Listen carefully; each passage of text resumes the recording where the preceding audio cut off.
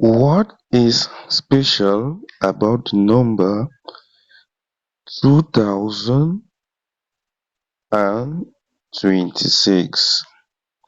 The number 2026 can be expressed as a product of two prime numbers.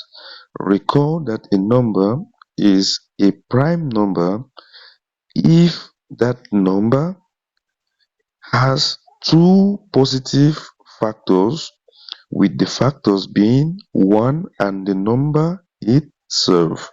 Prime factorizing a number 2026, this will simply be equal to 2 times 1013. The number 2 is a prime number, and the number 1013 is also a prime number.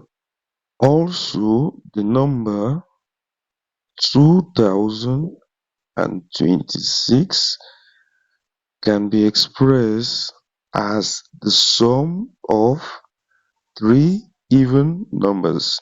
This will simply be equal to 2000, which is an even number, plus 20, which is an even number, plus 6. We can further express this as 2000 is the same as 2 times 1000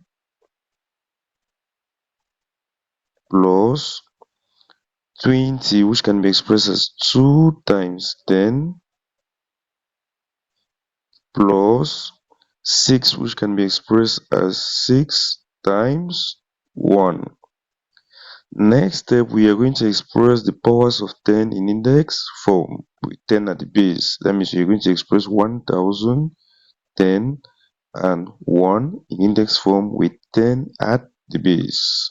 This will simply be equal to 2 times 1000 in index form is simply 10 raised to the power.